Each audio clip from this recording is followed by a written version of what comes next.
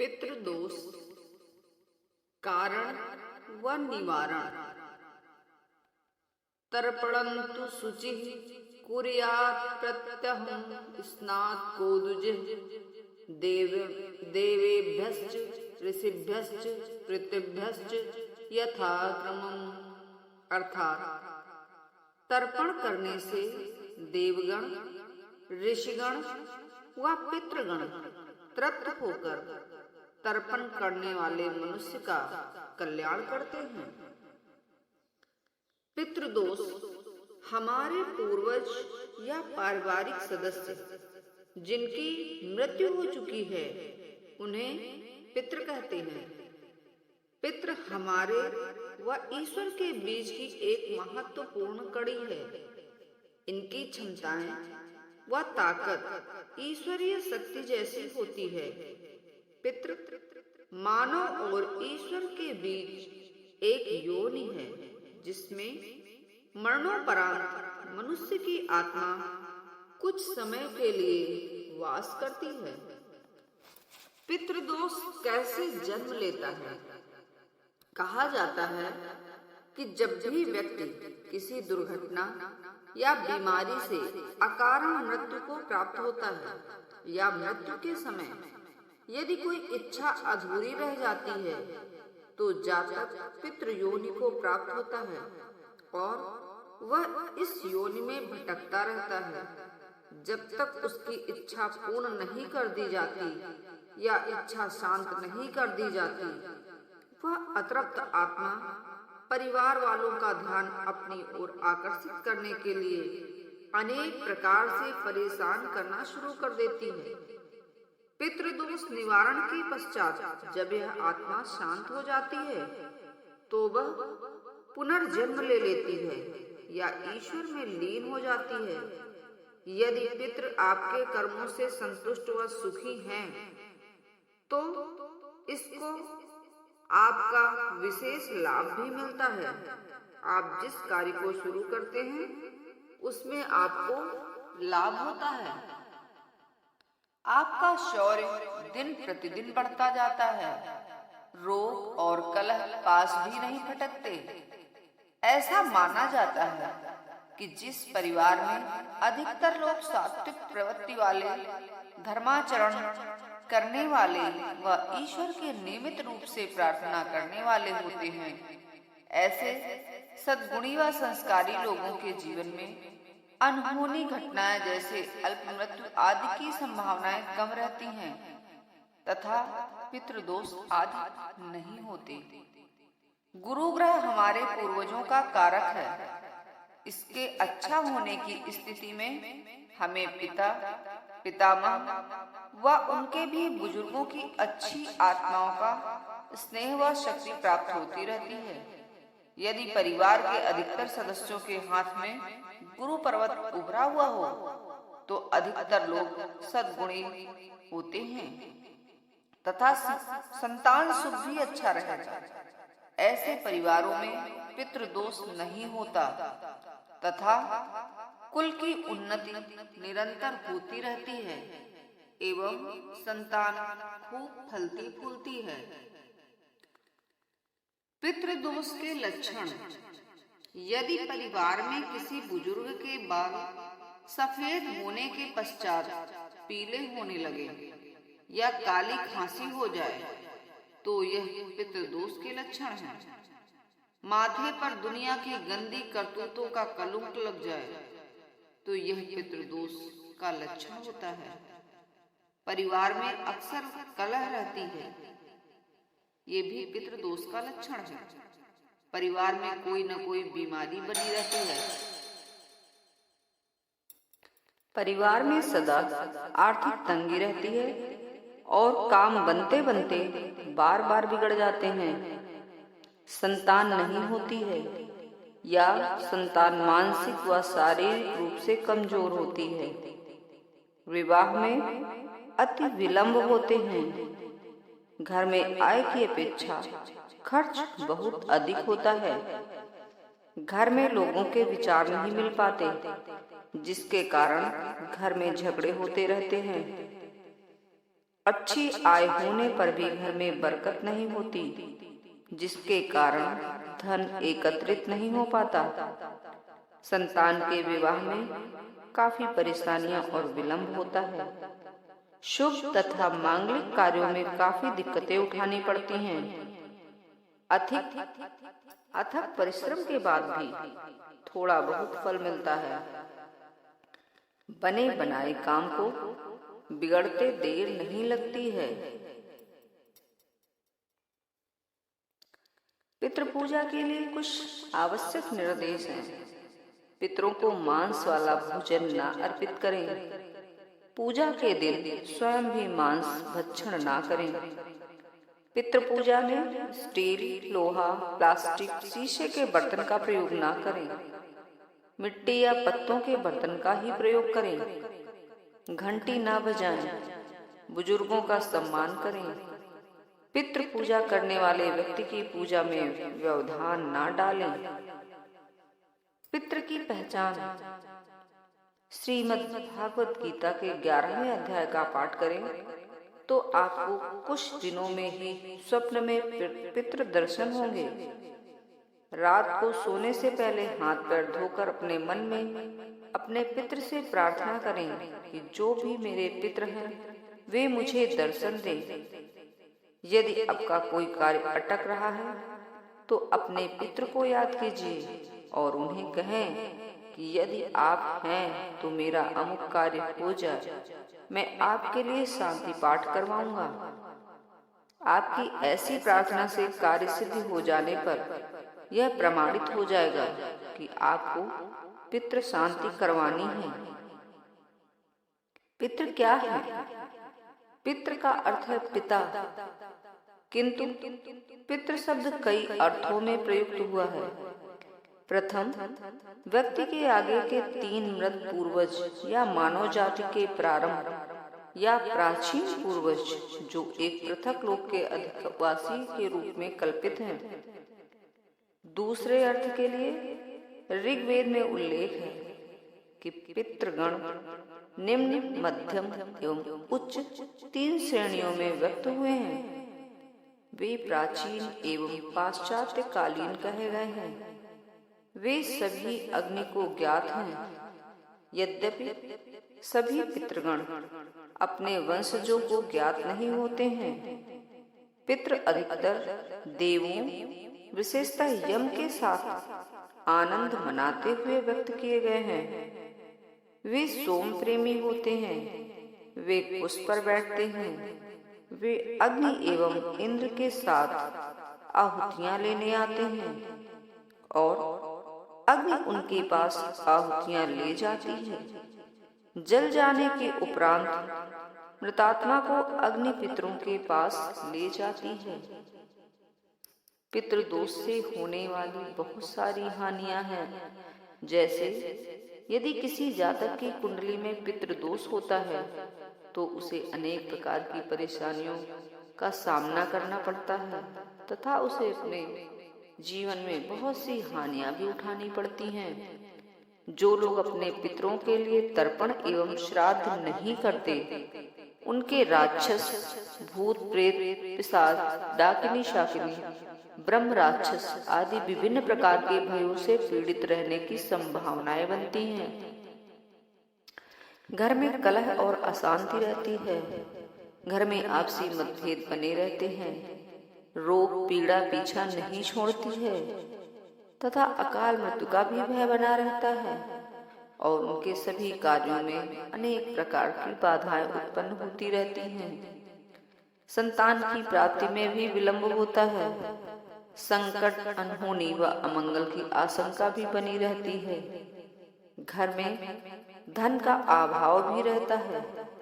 अनेक प्रकार के महादुखों का सामना करना पड़ता है।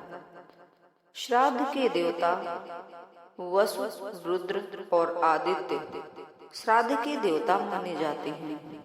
इन देवताओं की उपासना, आराधना और विशेष पूजा श्राद्ध से देवता प्रसन्न होकर जातक को पितृ ऋण से मुक्त कराते हैं। पितृदोष से मुक्ति का मार्ग है श्राद्ध। हर व्यक्ति के 3 पूर्वज पिता, दादा और परदादा क्रम से वसु, रुद्र और आदित्य के समान माने जाते हैं।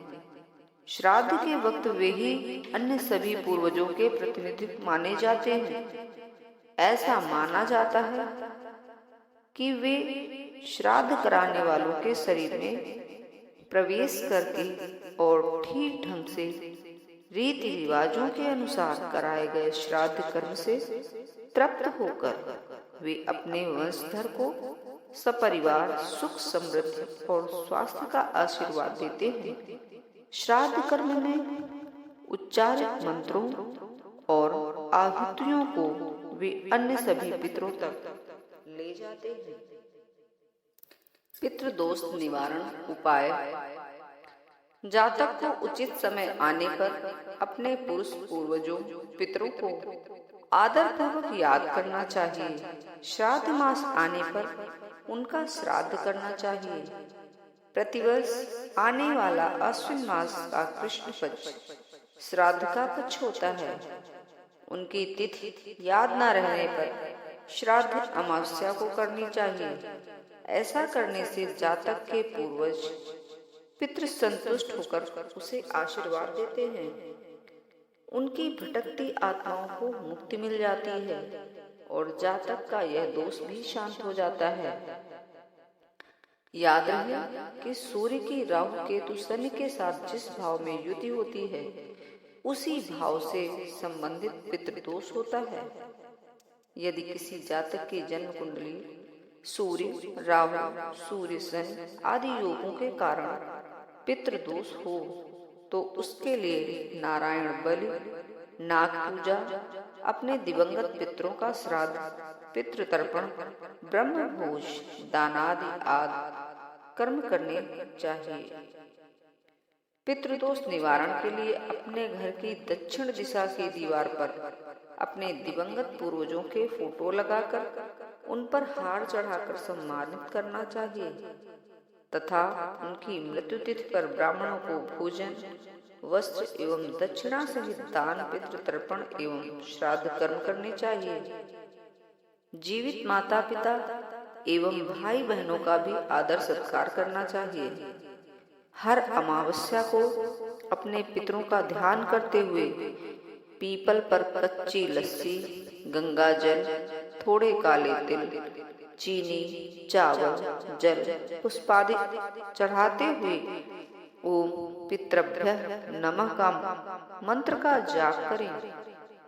पितृ सूक्त का पाठ करना शुभ माना जाता है। हर संक्रांति, अमावस्या एवं रविवार को सूर्य देव को ताम्र बर्तन में लाल चंदन, गंगा जल, शुद्ध जल डालकर बीज मंत्र बोलते हुए 3 बार अर्घ दें। श्राद्ध के अतिरिक्त इन दिनों में गायों को चारा खिलाएं। कौवे, कुत्तों को दाना एवं असहाय एवं भूखे लोगों को भोजन कराना चाहिए। श्राद्ध पक्ष में मृत्यु तिथि के दिन तर्पण व पिंडदान करें तथा भोजन ब्राह्मण को कराएं और वस्त्र व दक्षिणा आदि दें। यदि मृत्यु तिथि ना मालूम हो तो श्राद्ध पक्ष की अमावस्या के दिन तर्पण व पिंडदान आदि कर्म करें। प्रत्येक अमावस्या, विशेषतः सोमवती अमावस्या को पितृ भोग दें। इस दिन गोबर के कंडे जलाकर उस पर खीर की आहुति दें। जल के छींटे देकर हाथ जोड़ें व पितृ को नमस्कार करें। सूर्योदय के समय सूर्य को जल दें एवं गायत्री मंत्र का जप करें व पितृ गायत्री का अनुष्ठान करवाएं।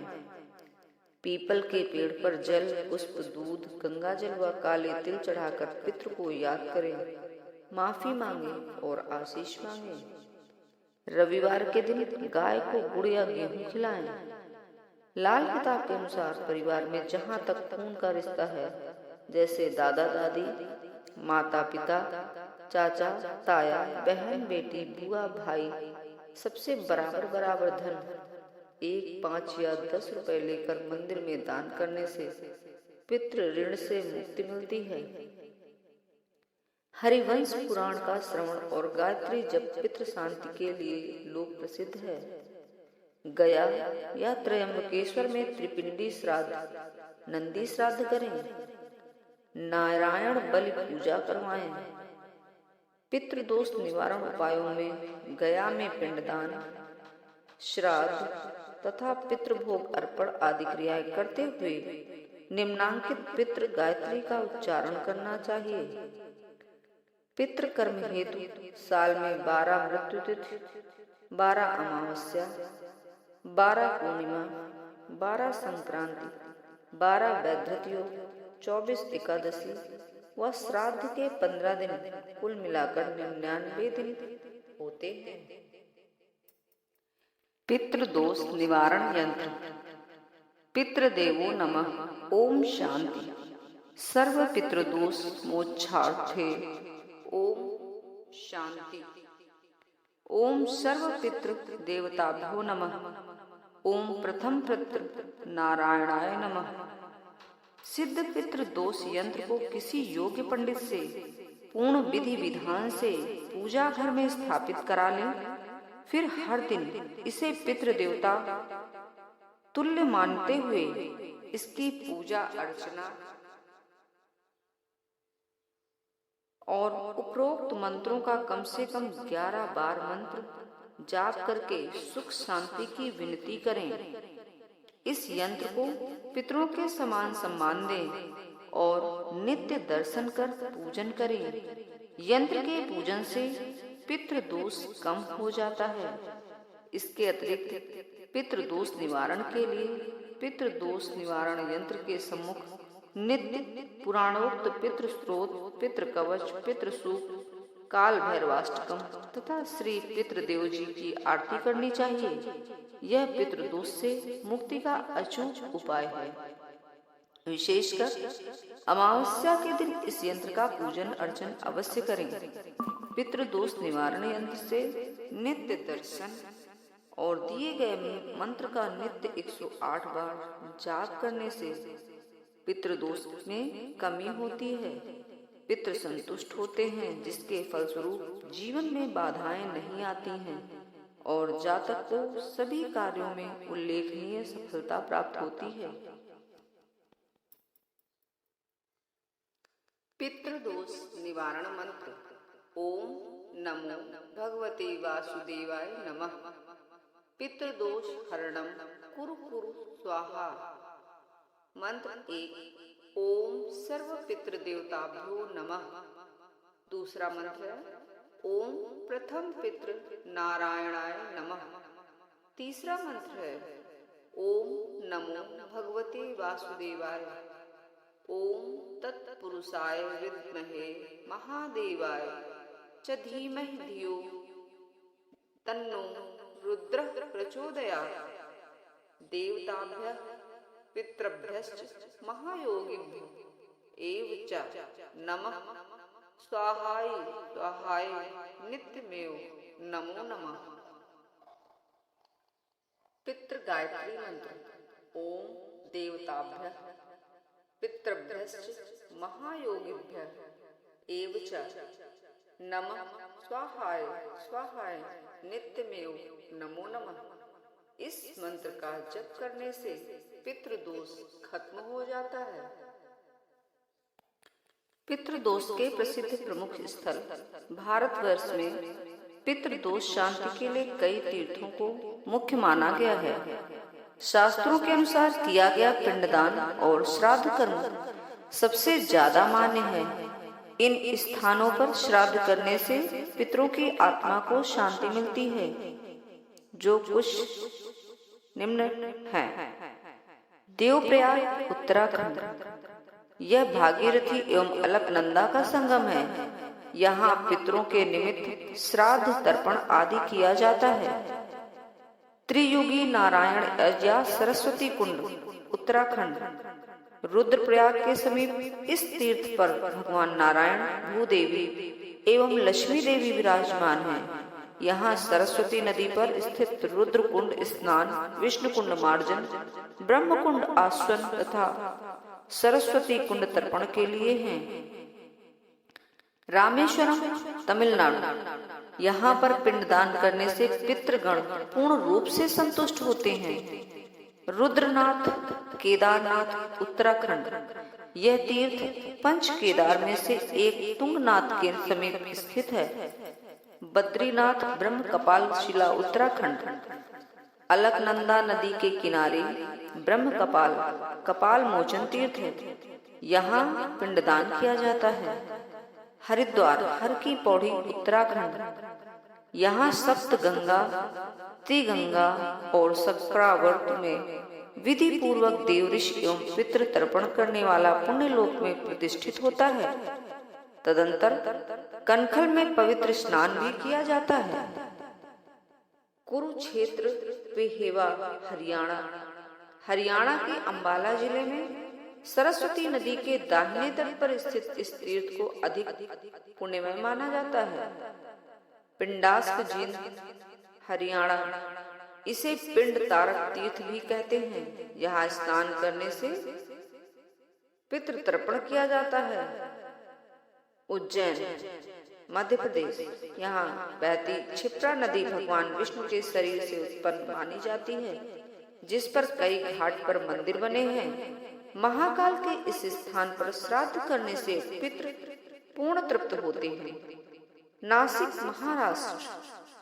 यहाँ बहने वाली गोदावरी नदी भारत की प्रसिद्ध 7 नदियों में से एक है। यहाँ पितरों की संतुष्टि हेतु स्नान, तर्पण आदि कर्म किए जाते हैं। त्र्यंबकेश्वर, महाराष्ट्र। यहाँ महर्षि गौतम ने तपस्या कर शिव जी को प्रसन्न किया था। पितृदोष शांति का यह प्रमुख स्थान है। प्रयागराज, इलाहाबाद, उत्तर प्रदेश। यहाँ श्राद्ध एवं पितृ तर्पण करने से बहुत अधिक पुण्य की प्राप्ति होती है। काशी, मणिकर्णिका घाट, उत्तर प्रदेश। यह पुरी भगवान शंकर के त्रिशूल पर बसी हुई है और प्रलय में भी इसका नाश नहीं होता। यहाँ श्राद्ध एवं पितृ तर्पण करने से पितृ तृप्त होकर सभी सुख प्रदान करते हैं। अयोध्या, उत्तर प्रदेश। सप्तपुरियों में अयोध्या को प्रथम पुरी माना गया है। यहाँ सरयू नदी पर पितृ तर्पण एवं श्राद्ध करने से पितृ तृप्त होकर आशीर्वाद देते हैं। गया, बिहार। यह भारत का प्रमुख पितृ तीर्थ है। पुराणों के अनुसार पितृ कामना करते हैं और उनके वंश में कोई ऐसा पुत्र हो जो गया जाकर उनका श्राद्ध करे। गया में पिंडदान से पितरों को अक्षय तृप्ति की प्रदान प्राप्त होती है। बोध गया, बिहार। यहाँ भगवान बुद्ध का विशाल मंदिर है। यहाँ पितृ तर्पण एवं श्राद्ध कर्म का विशेष महत्व है। राजगृह, बिहार। यह हिंदू, बौद्ध एवं जैन तीनों धर्मों का तीर्थ स्थल है। यहाँ पुरुषोत्तम मास में श्राद्ध करने से पितृ प्राप्त होते हैं। इनके अतिरिक्त अन्य कई स्थल हैं जहाँ पितृदोष की शांति कराई जाती है। पितृ शांति के विभिन्न पाठ और महत्व। पुराणोक्त पितृ स्त्रोत। मार्कंडेय पुराण में वर्णित इस चमत्कारी पितृ स्त्रोत का नियमित पाठ करने से पितृ प्रसन्न होकर स्तुतिकर्ता की मनोकामना की पूर्ति करते हैं। इस स्त्रोत का प्रतिदिन एक माला या अधिक जाप करने से पितृ दोष में अवश्य लाभ होता है।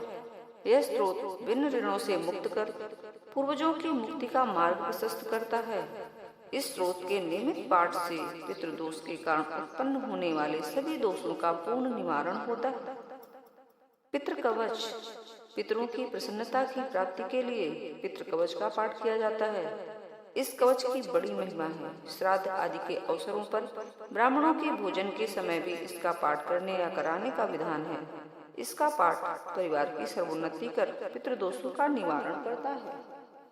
पितृ सूक्त। पितृ सूक्त का पाठ पितृदोष से मुक्ति का श्रेष्ठ उपाय है। जो साधक एकादशी या अमावस्या के दिन पितृपक्ष में या प्रतिदिन पितृ सूक्त का पाठ करता है, उसके घर में या जन्म कुंडली में कैसा भी पितृ दोष क्यों न हो, हमेशा के लिए समाप्त हो जाता है और पितरों की असीम कृपा साधक और उसके परिवार पर भी होती है। काल भैरवाष्टकम।